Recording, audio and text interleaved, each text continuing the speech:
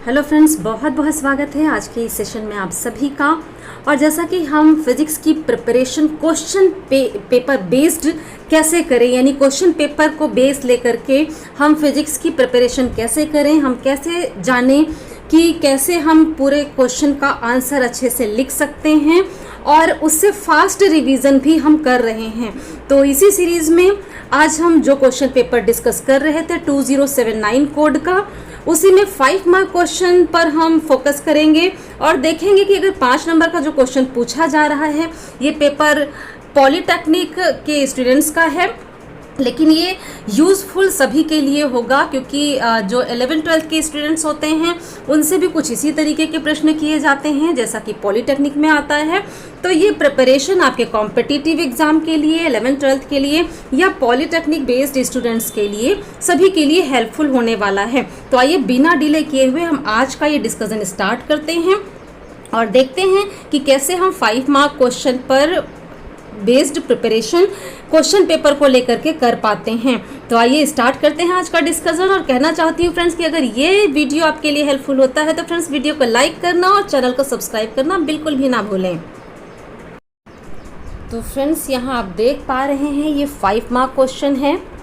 इसमें से हम ये पहला क्वेश्चन ले रहे हैं, explain the principle of optical fibre. प्रकाशिक रेशा का सिद्धांत क्या है? प्रिंसिपल ऑफ ऑप्टिकल फाइबर यानी प्रकाशिक रेशा का सिद्धांत, ये यहाँ पूछा गया है क्वेश्चन के फर्स्ट पार्ट में। हमें पूरे क्वेश्चन को अच्छे से पढ़ना होता है और क्वेश्चन के हर पार्ट का हमें आंसर देना है, तभी आप फुल मार्क्स आपको मिल पाते हैं। तो यहाँ पहला पार्ट क्या है, प्रिंसिपल ऑफ ऑप्टिकल फाइबर यानी प्रकाशिक रेशा का सिद्धांत। ठीक है, फिर इन्होंने आगे क्या पूछा है, obtain expression for acceptance angle and numerical aperture. ठीक है, हमें ग्राह्य कोण बताना है और न्यूमेरिकल एपर्चर यहाँ पर निकालना है। ठीक है, अगले पार्ट में है एंगल ऑफ एक्सेप्टेंस यानी ग्राह्य कोण और न्यूमेरिकल एपर्चर। ठीक है, then state the application of optical fibre in communication. तो ये 3 पार्ट यहाँ पे हैं। अगर हम इसको एंगल ऑफ एक्सेप्टेंस और न्यूमेरिकल एपर्चर अलग अलग बताएं तो ये 4 पार्ट में आपको आंसर यहाँ पूरा लिखना है। अब देखिए, explain the principle of optical fibre. तो फ्रेंड्स इसी चैनल में वीडियो दिया है मैंने ऑप्टिकल फाइबर का, जिसमें आपने देखा है कि ऑप्टिकल फाइबर यानी प्रकाशिक रेशा का प्रिंसिपल क्या है, टोटल इंटरनल रिफ्लेक्शन यानी पूर्ण आंतरिक परावर्तन। तो यहाँ आप टोटल इंटरनल रिफ्लेक्शन बताएंगे और कैसे फंक्शन करता है ये ऑप्टिकल फाइबर में। आपके पास समय है लिखने के लिए पर्याप्त, तो आप वो भी ज़रूर लिखेंगे। जैसे आपको स्ट्रक्चर भी मालूम है, आपको वीडियो दिया है, मैं उसका लिंक भी यहाँ डिस्क्रिप्शन बॉक्स में दे दूँगी, आप रिवीजन भी कर सकते हैं। पढ़ तो आपने लिया ही होगा कि ऑप्टिकल फाइबर का अगर स्ट्रक्चर की आप बात करें तो सबसे पहले एक कोर आता है, कोर के ऊपर क्लैडिंग की लेयर होती है और सबसे ऊपर आप एक जैकेट लगाते हैं, कोर क्लैडिंग एंड जैकेट। ठीक है, और आप ये जानते हैं कि जो क्लैडिंग है इसका रिफ्रैक्टिव इंडेक्स यानी अपवर्तनांक कोर से कम होता है। क्यों? क्योंकि यहाँ इसका प्रिंसिपल क्या है, टोटल इंटरनल रिफ्लेक्शन, पूर्ण आंतरिक परावर्तन। ठीक है, यहाँ एयर से जो लाइट चलती है ये एयर का पार्ट हो गया। ठीक है, और एयर से लाइट चलती है, कहाँ एंटर करती है, कोर में। ठीक है, तो इस पॉइंट पर इसमें एक रिफ्रैक्शन होगा, अपवर्तन होगा, यहाँ से रिफ्रैक्ट होकर के कहाँ जाती, कोर और क्लैडिंग इस लाइन पे जहाँ पे मिल रहे हैं। तो दूसरा यहाँ पे रिफ्रैक्शन यानी अपवर्तन इस पॉइंट पे होता है। ठीक, और यहीं पे होता है टोटल इंटरनल रिफ्लेक्शन, पूर्ण आंतरिक परावर्तन। जब आपकी जो प्रकाश किरण है, रे ऑफ लाइट है, वो इस डेंसर कोर से रेरर क्लैडिंग में जाती है। सघन माध्यम है कोर, सघन से विरल क्लैडिंग में जाती है। सघन से विरल जाने पर ही टोटल इंटरनल रिफ्लेक्शन होगा। ठीक है, तो ये वाली रे इस पॉइंट पे टोटल इंटरनल रिफ्लेक्शन यहाँ पे होगा इसमें। और टोटल इंटरनल रिफ्लेक्शन यानी पूर्ण आंतरिक परावर्तन से ये इधर आएगी, यहाँ होगा टोटल इंटरनल रिफ्लेक्शन तो इधर जाएगी, और इस तरह से ये जो सिग्नल है, ये जो रे ऑफ लाइट है, ये आगे प्रोपेगेट कर जाती है, यानी आगे चली जाती है। ठीक है, तो ये है इसका प्रिंसिपल। यहाँ आप शॉर्ट में टोटल इंटरनल रिफ्लेक्शन क्या है, पूर्ण आंतरिक परावर्तन क्या है, वो भी बता सकते हैं। उसका भी यहाँ पे डिस्क्रिप्शन बॉक्स में मैं लिंक डाल देती हूँ, आप रिवाइज कर लीजिएगा। जब आप ये लिखेंगे, आपने बता दिया कि ऑप्टिकल फाइबर का प्रिंसिपल क्या है, टोटल इंटरनल रिफ्लेक्शन, पूर्ण आंतरिक परावर्तन। फिर आपने बता दिया कि पूर्ण आंतरिक परावर्तन क्या है। अगर समय नहीं है तो आप ये वाला पार्ट हटा सकते हैं कि पूर्ण आंतरिक परावर्तन क्या है, आप सीधे इस वाले पार्ट पे आ सकते हैं कि टोटल इंटरनल रिफ्लेक्शन कैसे वर्क करता है ऑप्टिकल फाइबर यानी प्रकाशिक रेशा में। ठीक है, स्ट्रक्चर आपने देखा है, मैं स्ट्रक्चर का भी लिंक यहाँ पे शेयर कर दूंगी, फिर से रिवाइज कर लीजिएगा। कोर, क्लैडिंग एंड जैकेट, जिसमें से कोर और क्लैडिंग का रिफ्रैक्टिव इंडेक्स किसका ज़्यादा है किसका कम, वो भी ध्यान रखना है, तभी आप टोटल इंटरनल रिफ्लेक्शन को एक्सप्लेन कर पाएंगे। अब अगला पार्ट क्या कहता है, अगला पार्ट कह रहा है obtain expression for acceptance angle ग्राह्य कोण। ठीक है, तो ये समझना जरूरी है कि क्या होता है ग्राह्य कोण। तो आइए हम देख लेते हैं कि ग्राह्य कोण क्या होगा। फिर से हम एक डायग्राम बना लेते हैं यहाँ पर।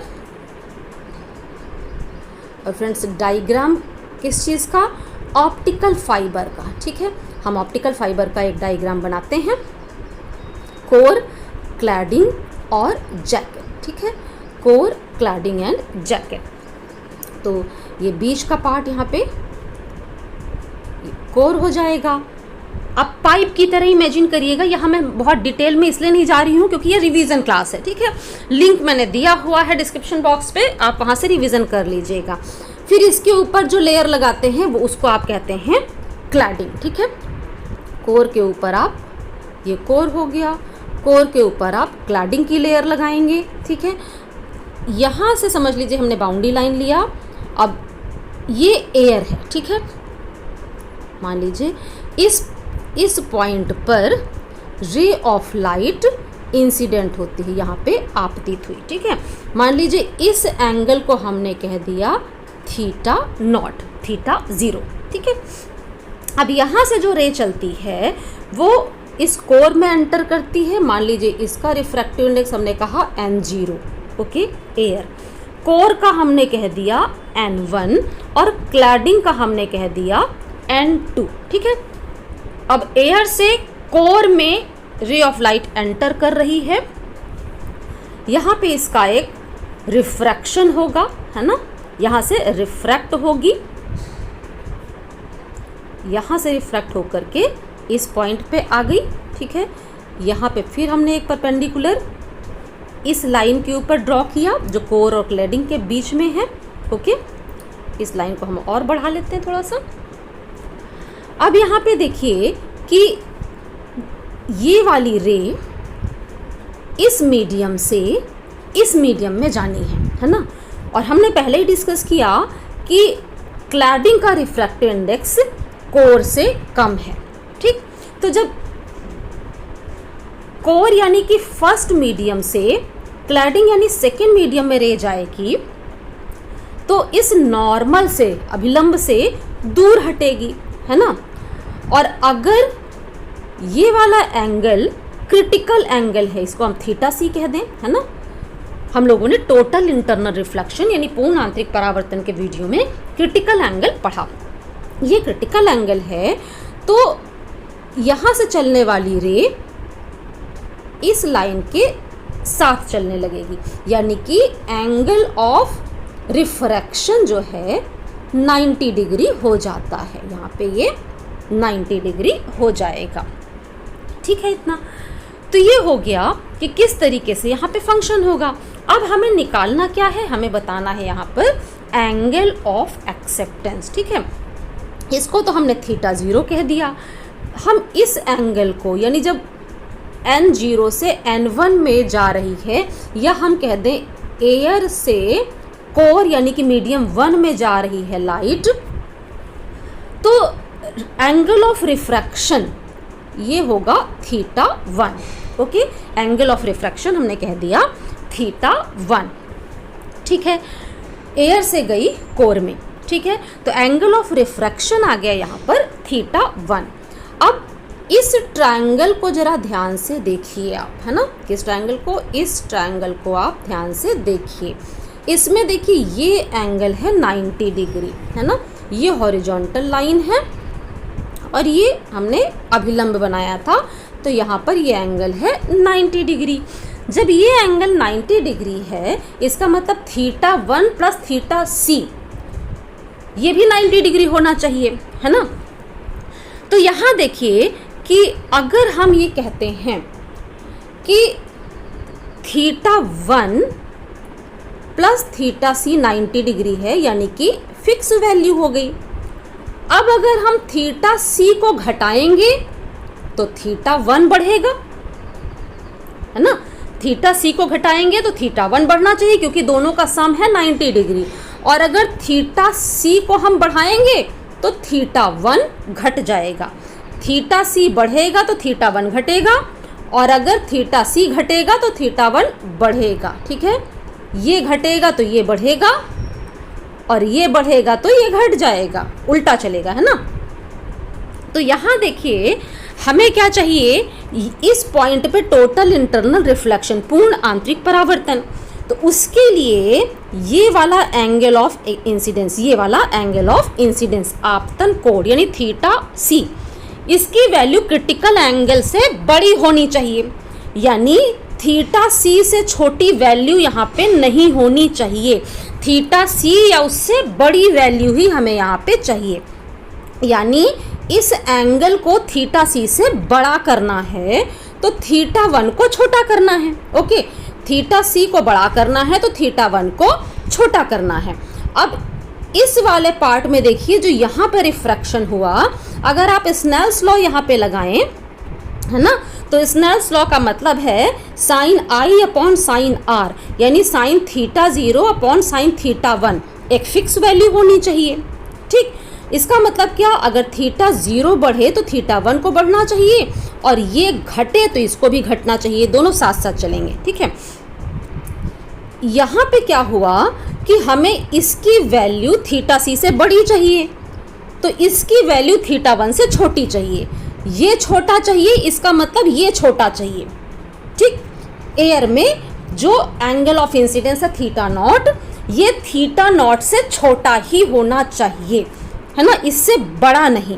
इसका मतलब क्या है, एयर से जो रे ऑफ लाइट, प्रकाश किरण θ0 इस एंगल और इस वाली लाइन के बीच, यानी यहाँ से जो भी प्रकाश किरण चलेंगी वो सब एंगल ऑफ इंसिडेंस θ0 से छोटा होगा। तो उन सब के लिए इस पॉइंट पे टोटल इंटरनल रिफ्लेक्शन यानी पूर्ण आंतरिक परावर्तन होगा, और जो प्रकाश किरण इस एंगल से बाहर आएगी, यानी यहाँ से जो गिर रही होंगी, वो उनके लिए ये एंगल क्रिटिकल एंगल से कम हो जाएगा। इस वजह से यहाँ पे टोटल इंटरनल रिफ्लेक्शन नहीं होगा, और जो चूंकि पूर्ण आंतरिक परावर्तन नहीं होगा तो वो ऑप्टिकल फाइबर से आगे प्रोपेगेट नहीं कर पाएंगी। यानी ऑप्टिकल फाइबर से प्रोपेगेशन, यानी ऑप्टिकल फाइबर से वही रेज आगे जा पाएंगी, प्रोपेगेट कर पाएंगी, जिनका एयर में एंगल ऑफ इंसिडेंस इस फिक्स वैल्यू से कम है, जो भी हम लोगों ने डिस्कस किया। तो एयर और कोर, इनके लिए जो एंगल ऑफ इंसिडेंस है आपतन कोण, ठीक है, उसकी वो वैल्यू जिससे छोटे सभी एंगल ऑफ इंसिडेंस के लिए प्रकाश की किरण यानी ray of light optical fibre से प्रोपेगेट कर जाती है, ऑप्टिकल फाइबर से पास होती है, गुजरती है। इस एंगल ऑफ इंसिडेंस को एंगल ऑफ एक्सेप्टेंस कहते हैं, ग्राह्य कोण। आप सीधे से समझ सकते हैं कि इस θ0 और उससे छोटी सभी वैल्यू एक्सेप्टेड हैं, है ना। इसलिए हमने क्या कहा, एक्सेप्टेड मतलब ऑप्टिकल फाइबर से पास हो रहे हैं, गुजर रहे हैं, प्रोपेगेट कर रहे हैं और इससे बड़ी वैल्यू नहीं जा पा रही है प्रकाश किरण के लिए, तो यहाँ पर आपने इसको एंगल ऑफ एक्सेप्टेंस कहा। वो एंगल जिस वैल्यू पर आपतित प्रकाश किरण, इंसिडेंट रे ऑफ लाइट, या उससे छोटी एंगल पर इंसिडेंट प्रकाश की किरण यानी ray of light optical fibre से प्रोपेगेट करेगी, लेकिन इससे बड़ा अगर एंगल ऑफ इंसिडेंस हो जाएगा एयर और कोर के लिए, तो प्रकाश की किरण यानी रे ऑफ लाइट प्रोपेगेट नहीं करेगी ऑप्टिकल फाइबर से। तो इस एंगल को हम कहते हैं एंगल ऑफ एक्सेप्टेंस।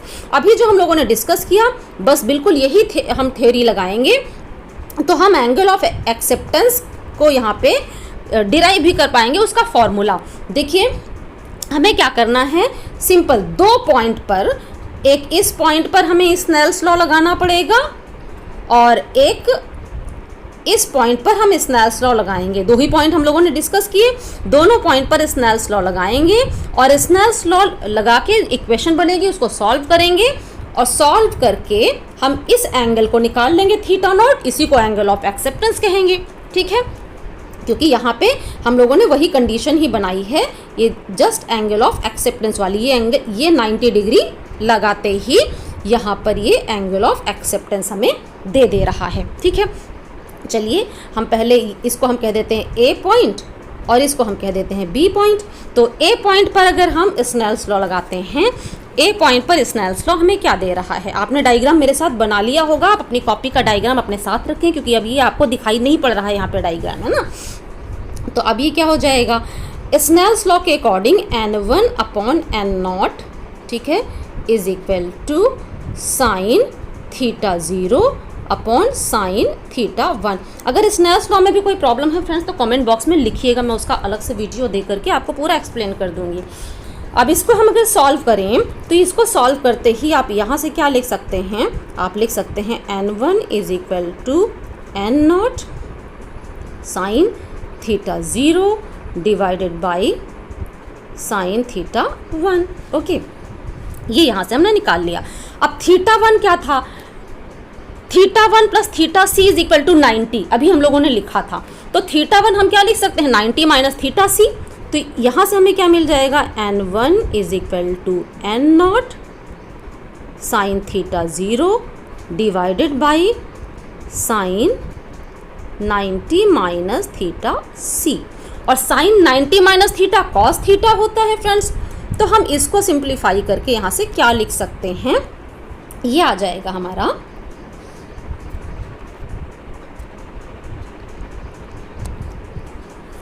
यहाँ हम लिख सकते हैं n1 is equal to n0 sine theta 0 और साइन 90 माइनस थीटा सी था तो ये हो जाएगा कॉस थीटा सी। ओके, ये हम लोगों ने यहाँ निकाल लिया। अब इसके आगे हमें क्या करना है, एक पॉइंट पर जो हमने स्नेल्स लॉ लगाया ये हमने उसके लिए सोल्यूशन किया है। अभी इस इक्वेशन को हम यूज़ करेंगे आगे, इक्वेशन 1 इसको कह लेते हैं। अब हम बी पॉइंट पे स्नेल्स लॉ लगाएं। आपके पास डायग्राम है, मेरे साथ आपने बनाया है, नहीं बनाया है तो इसी वीडियो में बैक जा करके ड्रॉ कर लीजिए। अब बी पॉइंट पर हम स्नेल्स लॉ लगाएंगे। तो जब बी पॉइंट पे हम स्नेल्स लॉ लगाते हैं फ्रेंड्स, तो बी पॉइंट पे स्नेल्स लॉ हमें क्या कहता है, वो दे रहा है n2 upon n1, okay, is equal to sine theta C upon sine 90 degree. ठीक है, यहाँ कहीं भी आपको समझने में कोई प्रॉब्लम आ रही है तो आप कमेंट पे लिखिएगा, मैं उसका आंसर आपको दे दूंगी। साथ ही अगर जैसे स्नेल्स लॉ मैंने सीधे यूज़ कर लिया है, फिर से कहूँगी अगर उसमें कोई डाउट है तो आप लिख दीजिएगा, मैं स्नेल्स लॉ का भी फुल वीडियो आपको दे दूँगी। यहाँ देखिए हमने ये लगा लिया, स्नेल्स लॉ बी पॉइंट पे लगाया, साइन 90 डिग्री 1 हो जाएगा।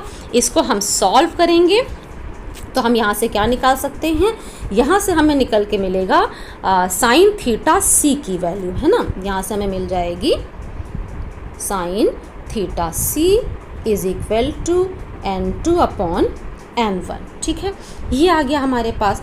अब देखिए इक्वेशन 1 जो अभी हम लोगों ने लिखा था, ठीक है ना, इक्वेशन 1 हम लोगों ने लिखा था, उसमें हमें कॉज थीटा सी दिख रहा था। यहाँ हमने क्या निकाला, साइन थीटा सी, है ना। और हमें क्या निकालना है, थीटा नॉट की वैल्यू। इक्वेशन 1 को अगर आप ध्यान से देखें तो इक्वेशन 1 में देखिए थीटा नॉट यहाँ पे है, हमें ये वैल्यू चाहिए, यानी अगर कॉस थीटा सी की वैल्यू इसमें सब्स्टिट्यूट कर दें तो हम थीटा नॉट निकाल सकते हैं। अब इस इक्वेशन में हम कॉस थीटा सी कहाँ से सब्स्टिट्यूट कर पाएंगे, ये जो साइन थीटा सी है इससे कॉस थीटा सी कैलकुलेट करेंगे और इक्वेशन 1 में हम सब्स्टिट्यूट कर देंगे। कैसे निकालते हैं कॉस थीटा सी, तो cos theta C is equal to under root of 1 minus sine square theta C, है ना। आप जानते हैं sine square theta plus cos square theta is equal to 1 होता है, ये उसी से फॉर्मूला निकल के आता है। तो यहाँ से साइन थीटा सी की वैल्यू यहाँ पे सब्स्टिट्यूट करें, जैसे हम सब्स्टिट्यूट करेंगे हमें यहाँ से रिजल्ट मिल जाना है।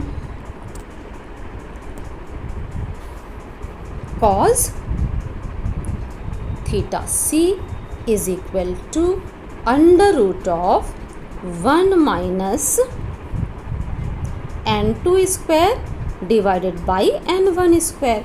इसको सॉल्व कर दीजिए तो आ जाएगा under root of n1 square minus n2 square divided by n1। ये सोल्यूशन आपको अच्छे से क्लियर होगा। फ्रेंड्स अगर इस सोल्यूशन में भी डाउट है तो आप मुझे बताइएगा, वैसे बहुत सिंपल है इसलिए मैं बहुत आगे इसमें ज़्यादा एक्सप्लेनेशन पर नहीं जा रही हूँ।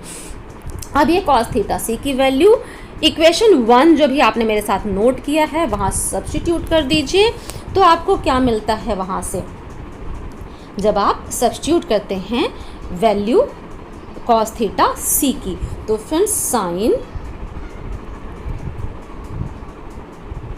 Theta naught is equal to, है ना, साइन थीटा नॉट आपको क्या मिलेगा n1 upon n0 into cos theta C. ये आपने इक्वेशन 1 से लिखा है जो अभी आपने मेरे साथ निकाला था।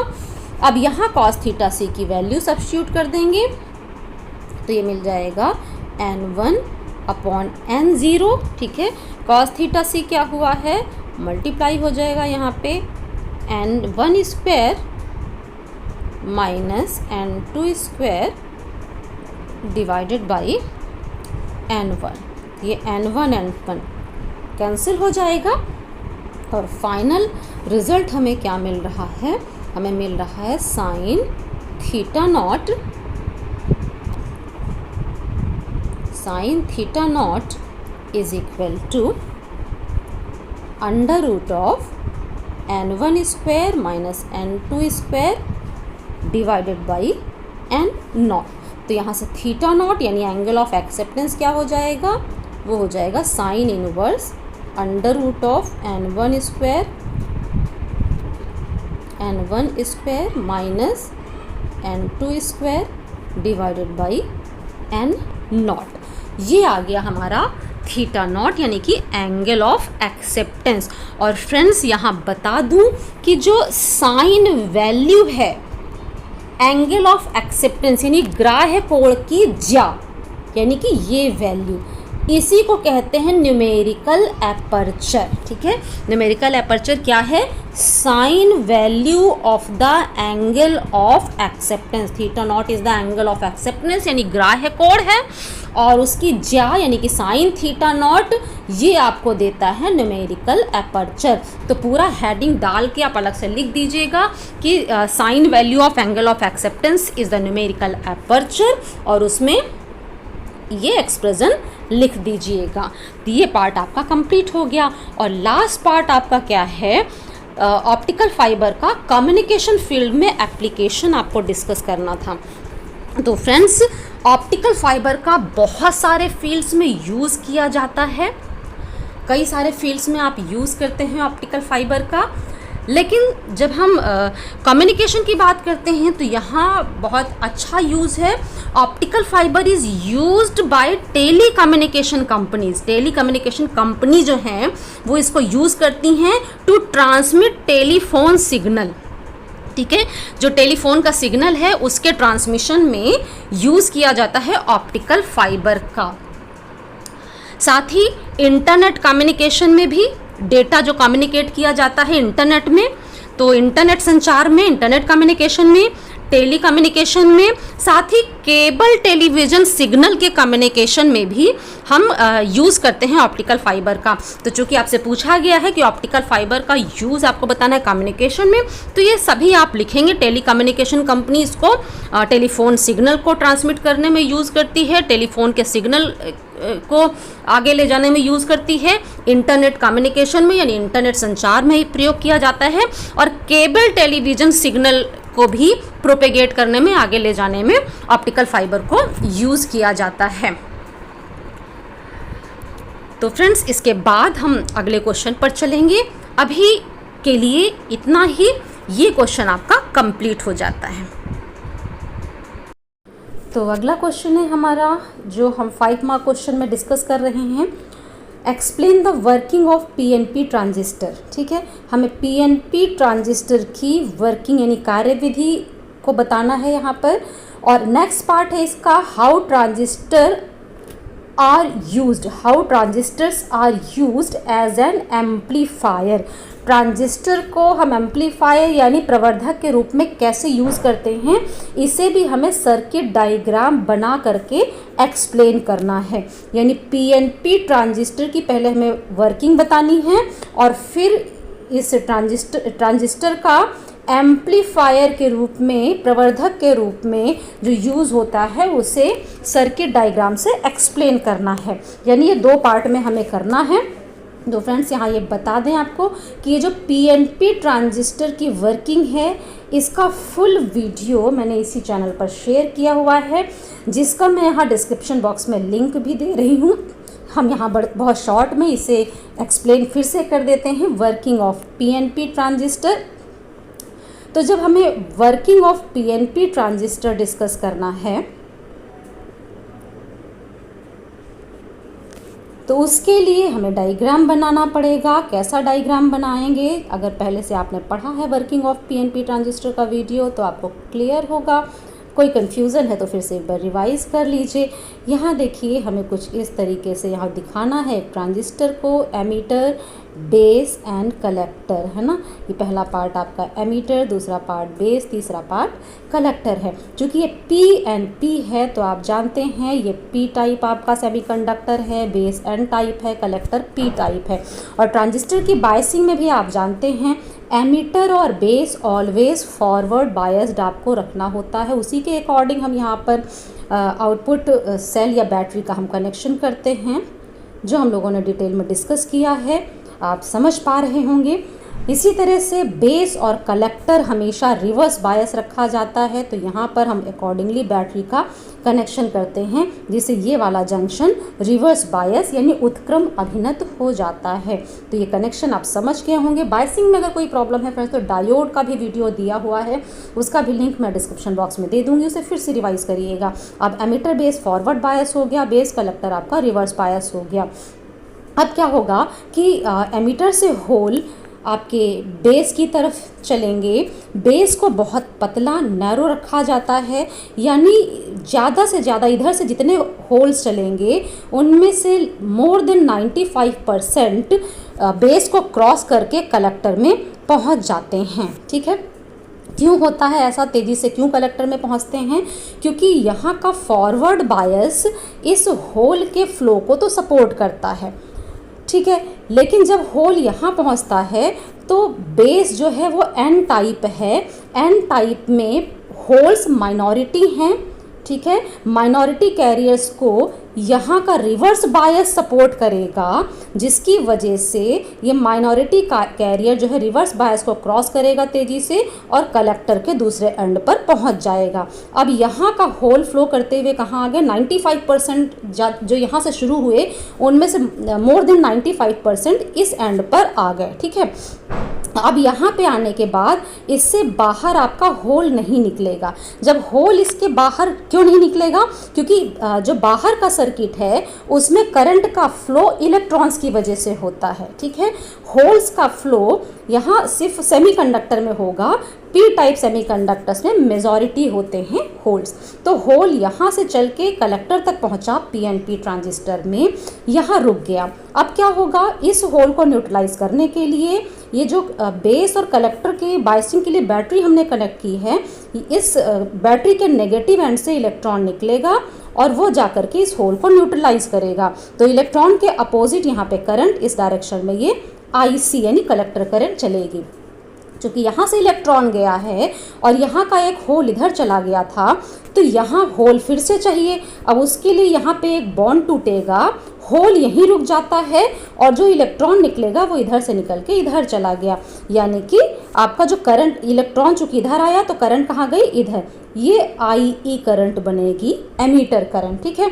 तो इस करंट और इस करंट से करंट की सर्किट यहाँ पे ये कंप्लीट हो जाती है। फिर हमने क्या कहा था, यहाँ से अगर 100 होल्स चलते हैं तो मोर देन 95 यहाँ पे पहुँच जाते हैं, ठीक। तो 5 कहाँ गए, 5 कहाँ गए, वो 5 यहाँ बेस के इलेक्ट्रॉन के साथ रिकम्बाइन कर जाते हैं, ठीक है। इलेक्ट्रॉन और होल मिलकर के न्यूट्रलाइज हो जाता है, उदासीन हो जाता है। यानी यहाँ का होल यहाँ पे इलेक्ट्रॉन को न्यूट्रलाइज करता है। तो एक होल यहाँ पे ख़त्म हुआ, एक इलेक्ट्रॉन यहाँ ख़त्म हुआ, तो यहाँ इलेक्ट्रॉन अब नया चाहिए। उसके लिए क्या होगा, यहाँ से इस बैटरी से नेगेटिव एंड से इलेक्ट्रॉन निकल के यहाँ जाएगा, यानी करंट यहाँ गई। ये कौन सी करंट होगी, IB यानी कि बेस करंट। अब इलेक्ट्रॉन तो यहाँ आ गया, कहाँ से, इस बैटरी से। इस बैटरी को फिर से इलेक्ट्रॉन चाहिए, कहाँ से आएगा, यहाँ बॉन्ड टूटेगा, जिससे जो होल यहाँ पे ख़त्म हुआ था होल फिर से जनरेट हो जाएगा और इलेक्ट्रॉन निकल के इधर आ जाएगा, यानी IB के करस्पॉन्डिंग भी करंट फिर इधर जाएगी। तो यहाँ एक चीज़ ध्यान से देखिएगा कि IC के बराबर भी करंट यहाँ गई और IB के बराबर भी करंट यहाँ गई। इसका मतलब क्या है, आप सीधे से कह सकते हैं कि यहाँ पर IE इज इक्वल टू, यानी emitter current is equal to base current plus collector current. तो ये शॉर्ट में हमने एक्सप्लेन कर दिया फिर से PNP ट्रांजिस्टर की वर्किंग। अब हम यहाँ बात करेंगे ट्रांजिस्टर का यूज़ एम्पलीफायर के रूप में। फ्रेंड्स, ट्रांजिस्टर को हम कई तरीक़ों से यूज़ करते हैं, लेकिन इसका सबसे अच्छा जो यूज़ है वो एज एन एम्पलीफायर है, प्रवर्धक के रूप में। प्रवर्धन यानी एम्पलीफिकेशन, इसका मतलब क्या हुआ, अगर हम जो हमारा इनपुट दे रहे हैं, हम कुछ ना कुछ इनपुट सिग्नल देते हैं, अगर इनपुट सिग्नल जो हमने दिया उसके कंपैरिजन में, उसकी तुलना में आउटपुट सिग्नल जो है वो इनलार्ज्ड हो जाए, यानी कि इनपुट की तुलना में आउटपुट सिग्नल बड़ा हो जाए। अगर मान लीजिए हमने इनपुट में ये सिग्नल दिया है और आउटपुट में हमें इसका बड़ा सिग्नल मिल रहा है, एम्पलीट्यूड बड़ी हो गई समझ लीजिए, तो हम क्या कहेंगे कि एम्पलीफिकेशन हो गया। ट्रांजिस्टर को हम इसीलिए यूज़ करते हैं, इसका जो बेसिक यूज़ है, सबसे बेस्ट यूज़ है वो एज एन एम्पलीफिकेशन है, यानी इनपुट को इनलार्ज करके, बड़ा करके आउटपुट में देता है, ठीक।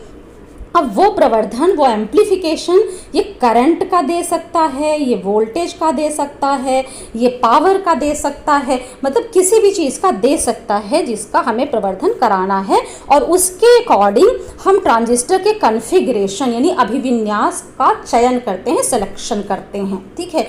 यानी कि ट्रांजिस्टर को एज एन एम्पलीफायर क्या है, आप समझ गए, इनपुट को इनलार्ज करके, बड़ा करके आउटपुट में देना एम्पलीफिकेशन है, प्रवर्धन है। उसके लिए ट्रांजिस्टर को हम 3 कॉन्फ़िगरेशन में यूज़ करते हैं। ये वाला पार्ट का अलग से वीडियो अभी नहीं बनाया है, लेकिन अगर आपको फुल वीडियो चाहिए फ्रेंड्स तो कमेंट में ज़रूर लिखिएगा, मैं अलग से फुल वीडियो आपको दे दूँगी। ट्रांजिस्टर कॉन्फ़िगरेशन का मतलब क्या, यहाँ हम PNP की बात कर रहे थे तो हम PNP ही लेंगे। यहाँ पर PNP का सिंबल हमने डिस्कस किया हुआ है प्रीवियस वीडियोज़ में। PNP ट्रांजिस्टर जब हम लेंगे तो यहाँ पे एरो अंदर की तरफ आ जाएगा, इनसाइड PNP, ठीक है।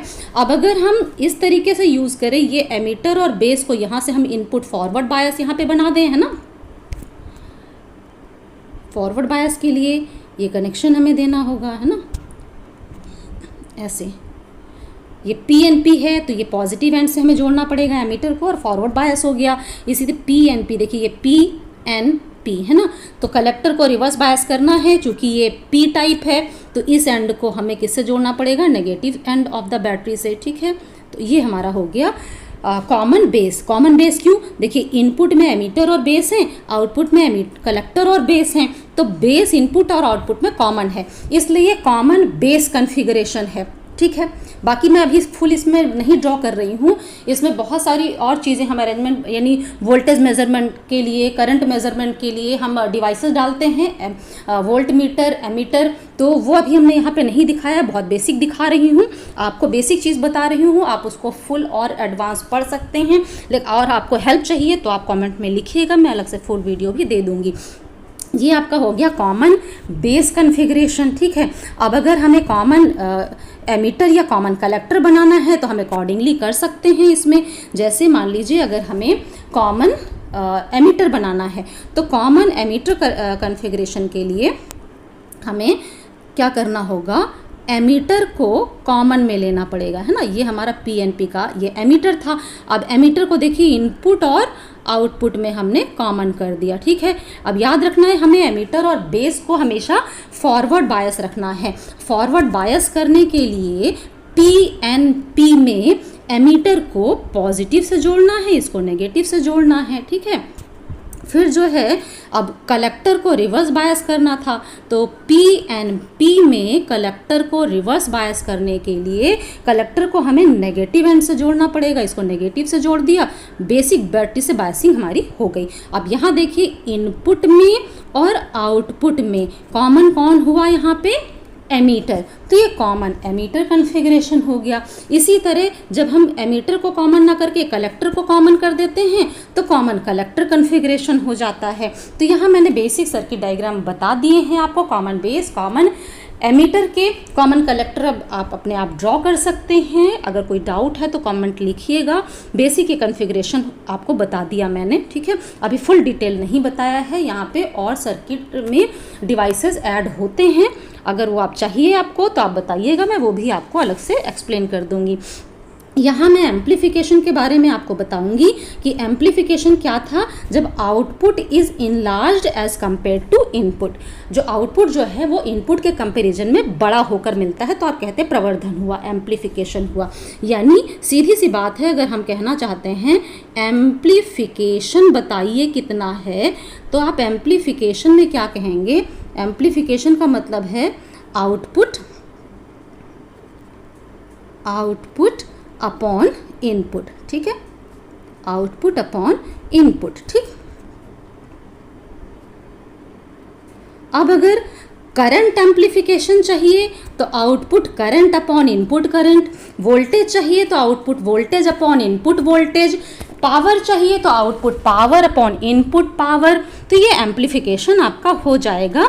लेकिन मैंने स्टार्टिंग में कहा कि हम ट्रांजिस्टर को अकॉर्डिंगली यूज़ करते हैं, वो कॉन्फ़िगरेशन जो हमें प्रॉपर करंट एम्प्लीफिकेशन दे सके या वोल्टेज एम्प्लीफिकेशन, हमें कैसा एम्प्लीफिकेशन चाहिए अकॉर्डिंगली हम सर्किट का सिलेक्शन करते हैं, ट्रांजिस्टर के कॉन्फ़िगरेशन यानी अभिविन्यास का सिलेक्शन करते हैं।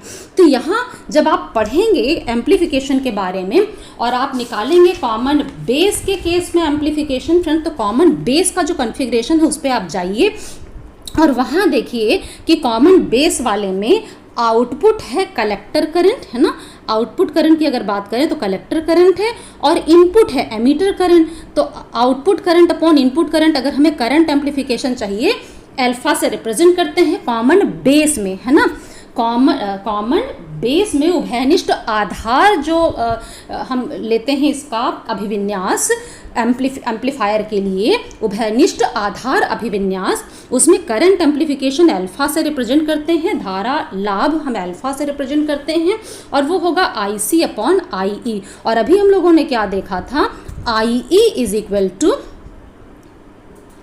IC plus IB। इसका मतलब क्या है, IE IC से हमेशा बड़ा होगा। तो जब ये बड़ा है, डिनोमिनेटर बड़ा है, इसका मतलब अल्फा इज लेस देन 1, तो यहाँ हमें करंट का गेन नहीं मिलता, एम्प्लीफिकेशन 1 से कम हो गई है तो आउटपुट करंट कम हो जाएगी। लेकिन जब आप कॉमन बेस में निकाल के चेक करेंगे तो कॉमन बेस के केस में आपको वहाँ हम करंट एम्प्लीफिकेशन को बीटा से रिप्रेजेंट करते हैं और कॉमन बेस वाले कॉन्फ़िगरेशन में आप जाइए और वहाँ आप देखते हैं कि आउटपुट करंट है IC, है ना, कलेक्टर करंट है आपकी आउटपुट, लेकिन इनपुट करंट हो गई IB बेस करंट, है ना। और अभी हम लोगों ने क्या कहा था, जब रिलेशन है IE is equal to IC plus IB, साथ ही हम लोगों ने क्या देखा था कि लगभग 95% चार्ज कैरियर कलेक्टर करंट से कंट्रीब्यूट करते हैं और 5% चार्ज कैरियर बेस करंट में कंट्रीब्यूट करते हैं, तो ये 100% एमीटर करंट बनता है। तो अब अगर यहीं से रेशियो देखें तो आप देखेंगे अगर IC 95 है तो IB है 5, यानी बीटा बहुत बड़ा मिलता है। तो यानी हमें कॉमन एमीटर के केस में करंट का गेन मिलता है, ठीक है। तो हमें प्रॉपर कॉन्फ़िगरेशन यानी अभिविन्यास का चयन करना होगा, हमें किस तरीके का प्रवर्धन चाहिए। तो ये हो गया हमारा ट्रांजिस्टर का एम्पलीफायर के रूप में यूज़, जिसके हम लोगों ने सर्किट डायग्राम भी देखे, अलग अलग common base, common ammeter, common collector. तो इस क्वेश्चन में फ्रेंड्स आप इस तरह से परफॉर्म करेंगे। आइए अगले क्वेश्चन पे चलेंगे। तो 5 मार्क क्वेश्चन में हम अगला क्वेश्चन ले लेते हैं यहाँ पर समझने के लिए, और अगला क्वेश्चन हमारा है state about the Kirchhoff's law of electrical circuit. हमें किरचॉफ के नियम यहाँ पे लिखने हैं, 2 नियम होते हैं। फिर कहूँगी अगर फुल वीडियो आपको चाहिए तो इसके लिए भी आपको कमेंट करना होगा, यहाँ मैं शॉर्ट में डिस्कस करूँगी किरचॉफ लॉ। तो दोनों नियम होंगे, first law and second law, और फिर इसके आगे का पार्ट एक न्यूमेरिकल का है। न्यूमेरिकल क्या है, यानी 2 पार्ट में करेंगे। फर्स्ट पार्ट में किरचॉफ के 2 नियम लिखेंगे, और सेकेंड पार्ट क्या कह रहा है, सेकेंड पार्ट कह रहा है a conductor having resistance 2 ohm and 2.4 ohm at temperatures 20 degree centigrade and 100 degree centigrade respectively. एक कंडक्टर है, चालक है, जिसका 2 ohm रजिस्टेंस है 20 डिग्री सेंटीग्रेड पर और 2.4 ohm रजिस्टेंस है 100 डिग्री सेंटीग्रेड पर, ठीक है, रेस्पेक्टिवली दिया है क्रमशः, ठीक है। क्रमशः का मतलब है कि 2 ohm कितना है 20 पे और 2.4 ohm कितना है 100 डिग्री सेंटीग्रेड पर। और आपसे कहा गया है calculate the resistance of conductor at 0 degree centigrade. तो 0 डिग्री सेंटीग्रेड पर हमें उसका रेजिस्टेंस निकाल कर बताना है। तो इस वाले पार्ट में तो हम जो रेजिस्टेंस और टेम्परेचर का रिलेशन होता है, यानी RT is equal to R0 1 plus alpha delta T, है ना, ये वाला रिलेशन हम लोग यूज़ करेंगे, जिसमें R0 0 डिग्री सेंटीग्रेड पर रेजिस्टेंस है, RT इस T डिग्री सेंटीग्रेड पर 0 से T तक बढ़ने में, है ना। डेल्टा T का मतलब है 0 से स्टार्ट करते हैं और T बढ़ा दिया तो टेम्परेचर में चेंज कितना हुआ, डेल्टा T, ये ठीक है। तो T डिग्री सेंटीग्रेड पर रेजिस्टेंस है RT, अल्फा क्या है, टेम्परेचर कोफिशिएंट ऑफ रेजिस्टेंस है, ठीक है।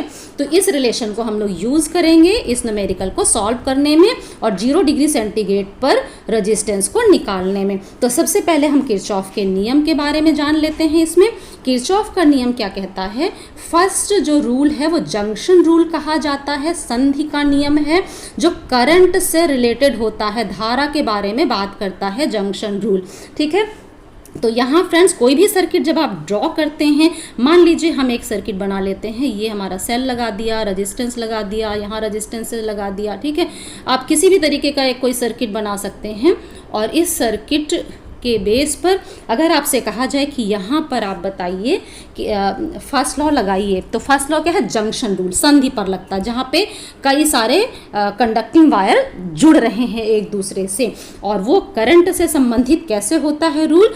तो फ्रेंड्स इसको याद रखिएगा, summation I is equal to 0, किसी भी जंक्शन पर संधि पर करंट का अलजेब्रिक सम, है ना, धारा का बीजगणितीय योग किसी भी संधि पर 0 के बराबर होगा। At any junction the algebraic sum of current is equal to 0, ठीक है।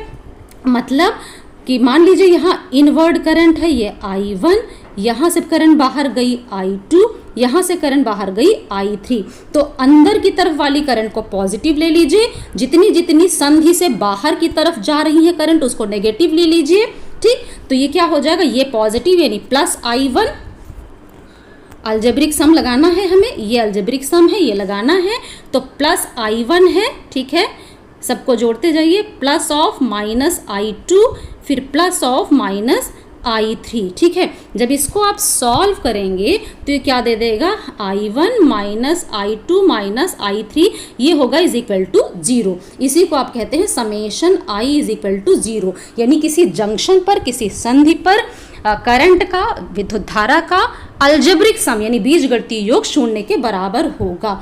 ये है फर्स्ट लॉ करंट से रिलेटेड। और अगर हम सेकंड लॉ की बात करें किरचॉफ की, तो फ्रेंड्स सेकंड लॉ क्या होता है, लूप रूल, है ना।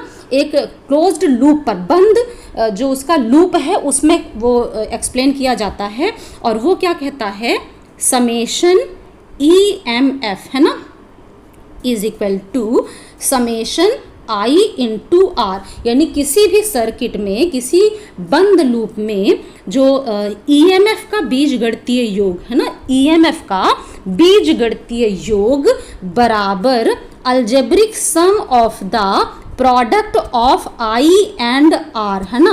जो अलजेब्रिक सम ऑफ EMF यानी EMF विद्युत वाहक बल का बीजगणितीय योग किसके बराबर होता है, अलजेब्रिक सम यानी बीजगणितीय योग, किसका बीजगणितीय योग, I और उसके करस्पॉन्डिंग R के गुणनफल का, I into R. Corresponding R क्यों कहा, कि किस रजिस्टेंस से कौन सी करंट फ्लो कर रही है। जैसे अगर हम इसी की बात करें तो यहाँ देखिए क्लोज्ड लूप, एक तो ये क्लोज्ड लूप है, एक ये क्लोज्ड लूप है।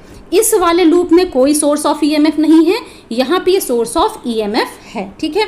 तो EMF अगर एक सेल है तो एक ही आएगा, एक से ज़्यादा सेल है तो बीजगणितीय योग लेंगे, पहले सेल का EMF, दूसरे सेल का EMF, ठीक है, इज इक्वल टू इस रजिस्टेंस से कौन सी करंट जा रही है। ये रजिस्टेंस मान लीजिए इसको हम कहते हैं R1, ठीक है, तो करंट गई I1।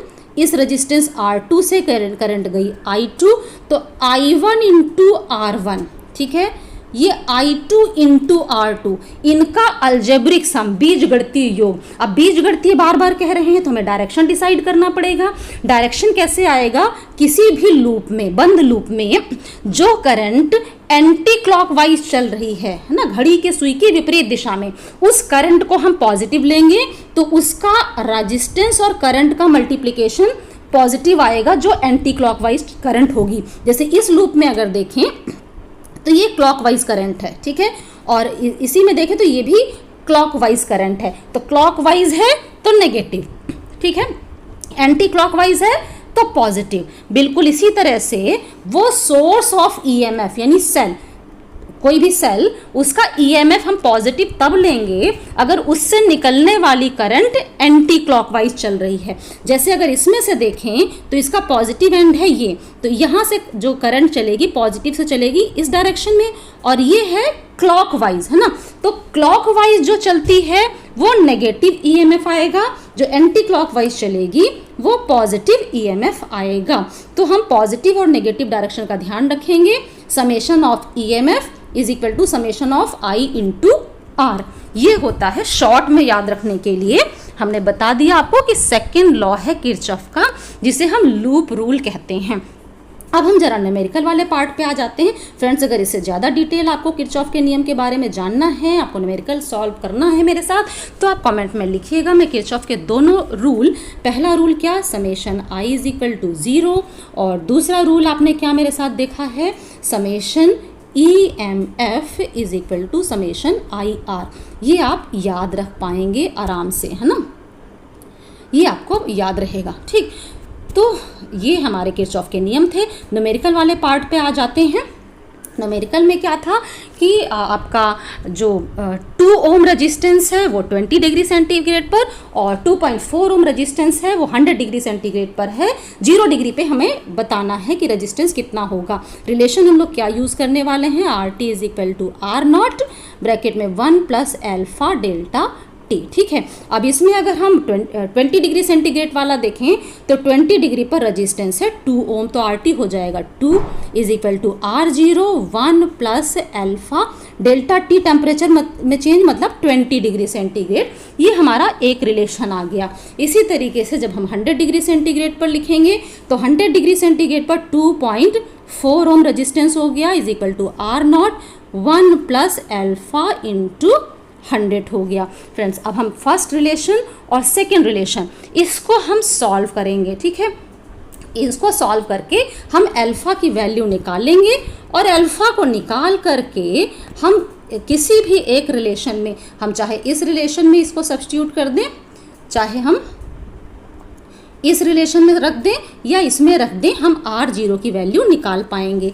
तो पहले अल्फ़ा निकालने के लिए इससे देखिए, अगर हम अल्फ़ा निकालें तो हमें क्या मिलेगा, यहाँ पे हमें मिल जाएगा alpha is equal to 2 upon यहाँ पे पहले हम R0 इज इक्वल टू लिखें, है ना। अल्फ़ा निकालना है तो अल्फ़ा निकालने के लिए यहाँ R0 निकालें पहले रिलेशन से, तो पहला रिलेशन हमें क्या देगा, वो हमें दे रहा है R0 is equal to 2 upon 1 plus 20 alpha. और दूसरे इक्वेशन से जब हम निकालते हैं यही R0, तो वो हमें क्या दे रहा है 2.4 अपॉन 1 प्लस 100 अल्फ़ा। दोनों R0 एक ही हैं, तो हमने दोनों वैल्यू को बराबर रख दिया। अब इतने को हम सॉल्व करेंगे अल्फ़ा निकालने के लिए।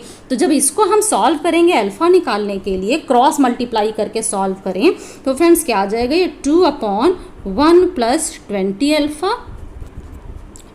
Alpha is equal to 2.4 upon 1 plus 100 alpha. ठीक है, ये 2 1 जा 2, यहाँ पे 1.2। ठीक है, अब इसको हम क्रॉस मल्टीप्लाई करके सॉल्व करें, क्रॉस मल्टीप्लाई कर लीजिए, तो 1 plus 100 alpha is equal to 1.2 plus 24 alpha. ठीक है, अब इसको इधर ले आकर के सॉल्व कर देंगे, 100 में से 24 माइनस करेंगे तो 76 अल्फ़ा इज इक्वल टू 0.2।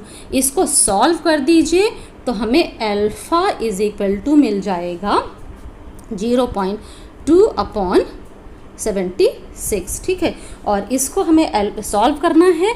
जैसे ही आप इसको सॉल्व करेंगे आपको अल्फ़ा की वैल्यू मिल जाती है, दैट इज़ 1 अपॉन 19। और ये अल्फ़ा की वैल्यू अभी मैंने ऊपर बताया था, जो R0 हम लोगों ने निकाला था वहाँ सब्स्टिट्यूट करेंगे, यानी R0 is equal to 2 upon 1 plus 20 alpha था। ठीक है, यहाँ पर ज़रा सा थोड़ा सा कन्फ्यूज़न सोल्यूशन में था, बैक चलते हैं ज़रा सा।